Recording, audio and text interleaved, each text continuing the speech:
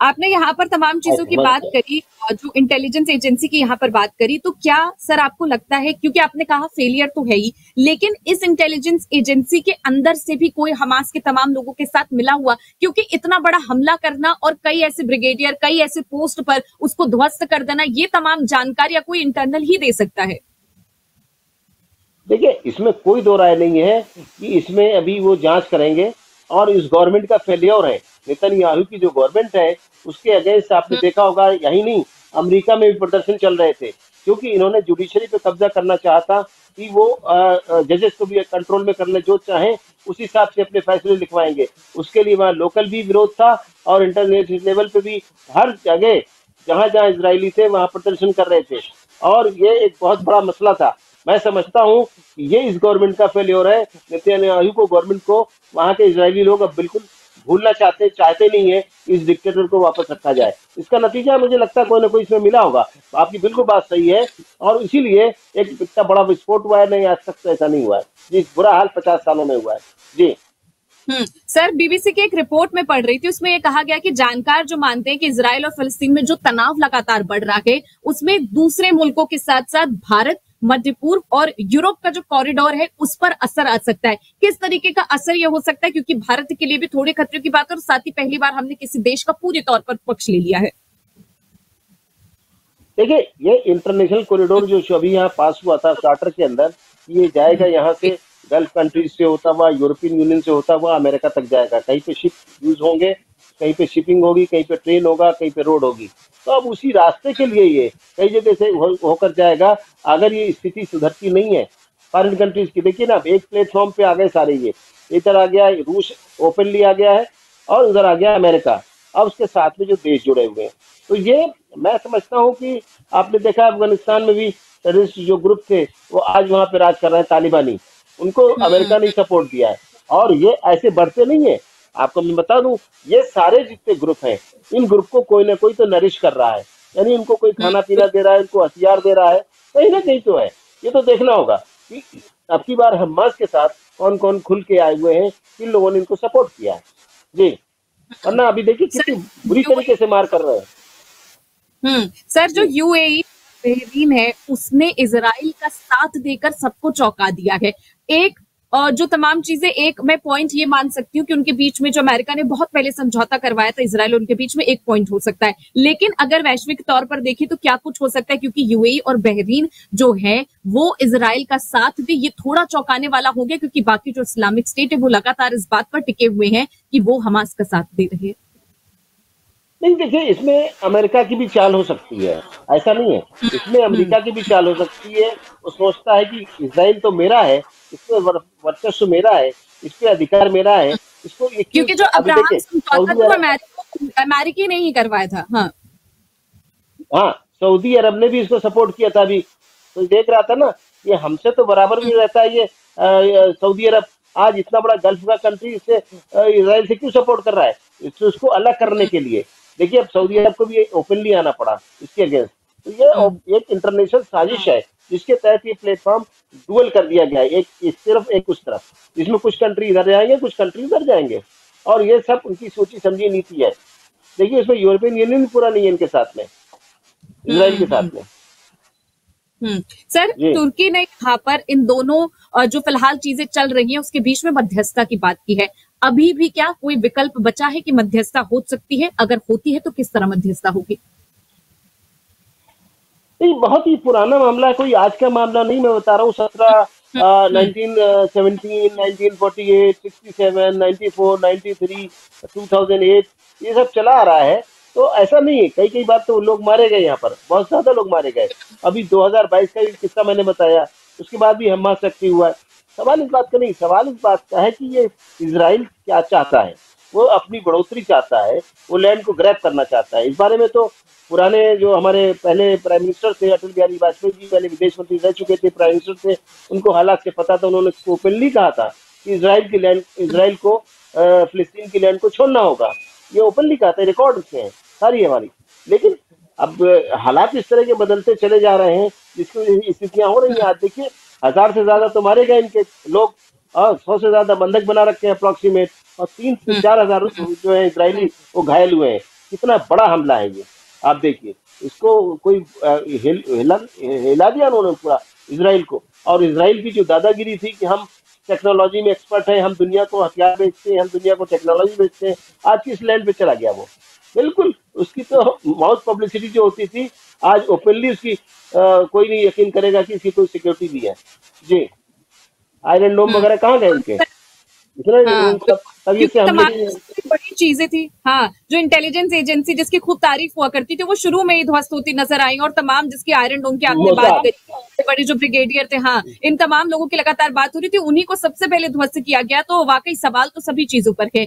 Sir, हम भारत की बात कर रहे थे यहाँ पर, तो अगर भारत में भारत सरकार की तरफ से फिलहाल एस जयशंकर ने भी जो प्रधानमंत्री के ट्वीट पर रीट्वीट करा कि जब उन्होंने कहा कि हम एकजुटता से साथ है, लेकिन भारत में ऐसे कई लोग हैं, ऐसी कई राजनीतिक पार्टियां हैं जो अभी भी फिलिस्तीन का साथ दे रही, क्योंकि लंबे समय से भारत का जो रुख है वो फिलिस्तीन की तरफ ही था। तो इसको किस तरह देखिए, और क्योंकि लगातार ये तमाम चीजें हो रही है, तो क्या जो ये भारत में अभी चल रहा है, विश्व इसको भी तो देख रहा है, क्योंकि भारत अपने इंटरनली तौर पर दो गुटों में बटा हुआ है। नहीं, देखिए ऐसा है कि कोई हिंदू मुसलमान करके नहीं देखना चाहिए हमको, बल्कि क्या मैंने आपसे पहले भी कहा था कि पिछले 70 सालों से जब ये एग्जिस्टेंस में आया था, इसका मामला फिलिस्तीन और इसराइल के बीच में जो झगड़ा शुरू हुआ था, उस वक़्त से हमारे देश ने उनको हमेशा साथ दिया, इसलिए कि वो एक परेशान देश था, गरीब देश था फिलिस्तीन।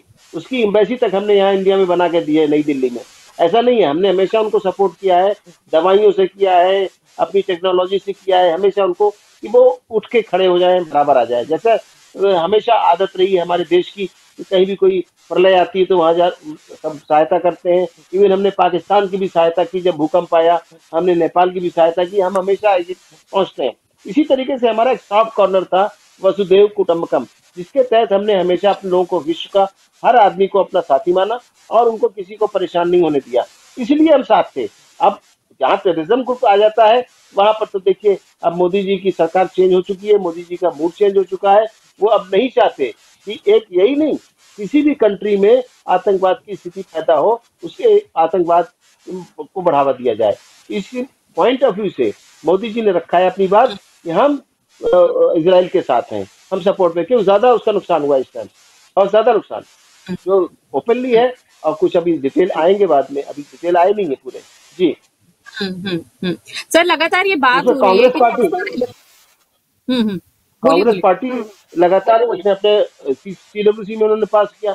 इससे पहले मिसेस गांधी के वो अपना भाई मानती थी यासिर अरफात को। ये तो ओपन है, उस रिकॉर्ड में। लेकिन नहीं, अब स्थिति बदल चुकी है।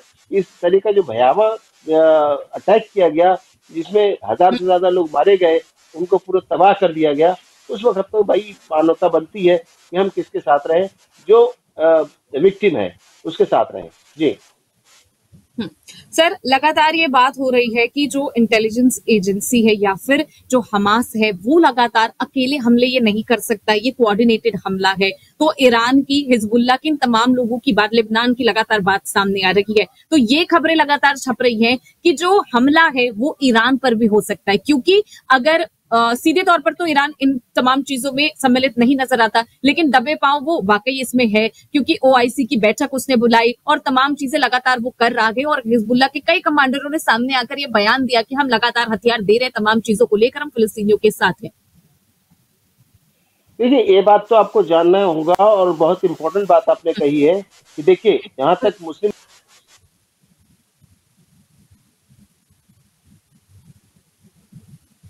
पाकिस्तान सर्वे सर्वा रहा है, तो इस वक्त इसके तहत आपने देखा भी ईरान भी उनके साथ आ गया है। तो उसमें होना कुछ नहीं है, ये एक्चुअली जवाब देना चाहते हैं ईरान, कि ईरान का सीधे कन्फ्लिक्ट है, रशिया का कन्फ्लिक्ट है, किससे, यूएस से। तो अगर ये यूएस इधर जाएगा तो वो उधर आएंगे, ऐसा कुछ नहीं है। बिल्कुल क्लियर कट है, बिल्कुल डिमार्केशन लाइन है, और एक दूसरे को दिखता है कि अगर एक रशिया के साथ जाएगा और चाइना के साथ जाएगा तो दूसरा यूएस के साथ जाएगा। सीधी लड़ाई है, ईरान की तो सीधी लड़ाई है, रशिया की सीधी लड़ाई है, क्योंकि यूक्रेन में साथ दे रहा है उसका वो। तो ये तो ओपनली बात है, कोई ओपन सीक्रेट है, खुला हुआ है।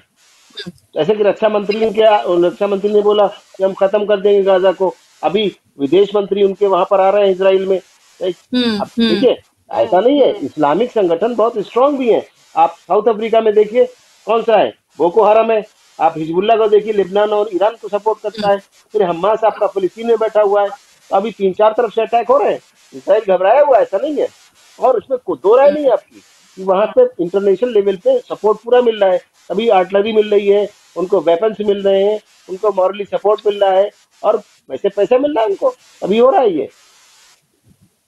लेकिन जो इजराइल है वो बार बार ये बातें दोहरा रहा है कि लड़ाई हमने शुरू नहीं की लेकिन खत्म हम जरूर करेंगे। इसलिए मैंने आपसे पूछा कि क्या जो तमाम जो लड़ाई है अगर वो आगे बढ़ती है तो ईरान पर भी जो इजराइल है वो हमला कर सकता है, और ये जो पूरी लड़ाई है वो लगभग कितने दिन टिकेगी, क्योंकि ये बात हो रही है कि गाजा पट्टी को जल्द से जल्द कब्जे में कर सकता है इजराइल। देखिए, आप देखिए, जहां तक सवाल है, जो पड़ोसी देश है, चाहे वो जॉर्डन हो, मैं गया हूँ वाया जॉर्डन, गया था वहां पर। जब मैं गया जी। तो वाया जॉर्डन गया हूँ इसराइल में। तो जॉर्डन लगा हुआ है, जॉर्डन ने भी कह दिया था जितने भी गल्फ कंट्रीज हैं वो फुल सपोर्ट में हैं। ऐसा नहीं है, याद होगा कि जब अमेरिका ने आकर घुस के मारा था लादेन को अमेरिका में, तो कोई नहीं बोला था, बिल्कुल क्यों नहीं बोला था। लेकिन आज अमेरिका की स्थिति अच्छी नहीं है, चाहे फाइनेंशियली हो चाहे जैसे भी हो। इतना सपोर्ट नहीं है अमेरिका के पास जितना कि अब ये लोग स्ट्रांग है। आप देखिए आज हमारा इंडिया कहाँ है? सबसे ऊपर हमारा इंडिया है, जिसको कि बाइडन साहब जो है दूर से हाथ जोड़ के नमस्ते करते हैं, वो हमारे प्राइम मिनिस्टर हैं मोदी जी। उनको करते नहीं करते? आज वो जब गए उनके यहाँ तो रेड कारपेट वेलकम किया। वो एक टाइम था जब मिसेस गांधी गई थी तो उनकी तलाशी ली गई थी उनको अंदर मिलाने से पहले। आज हमारे जो प्राइम मिनिस्टर है चौड़े होके जाते हैं वहां पे, उनके हाउस में गए, पार्लियामेंट के अंदर गए तो उनके स्पीकर, उनके मेंबर पार्लियामेंट है डेमोक्रेट, ये सब पीछे पीछे घूम रहे हैं कि हमको सिग्नेचर दे दीजिए। है, उनके कंधे पे हाथ रख के बात करते हैं उनके प्रेसिडेंट के साथ में। तो हमारा मॉरल बड़ा हाई है, हमारी स्थिति बहुत स्ट्रांग है। आप देखिएगा जल्दी से जल्दी हमारा जो इंडिया है वो विश्व गुरु की पहुंचने की स्थिति में है। फाइनेंशियली देख लीजिए आप, कहाँ थे? 5 पे थे, 3rd पे पहुंच गए। तो उसके बाद क्या बचा? अब कोई जमाना था जब कहा जाया करता था कि भाई चाइना और अमेरिका 2 देश हैं जिनसे दुनिया डरती थी। आज कुछ नहीं, आज हमसे डरते दुनिया लोग। चाइना की हिम्मत नहीं उठा लेगी इंडिया के ऊपर निगाह जल्दी। पाकिस्तान तो खामोश बैठ ही चुका है, उसका तो वैसे भी फाइनेंशियली दिवाला निकल गया।